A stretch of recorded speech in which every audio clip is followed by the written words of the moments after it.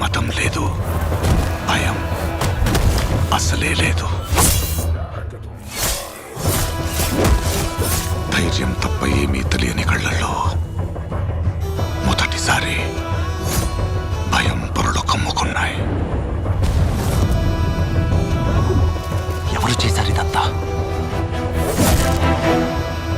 సానా పెద్ద కథ సామి. రక్తంతో సంద్రమే ఇరుపెక్కిన కథ మా దేవర కథ.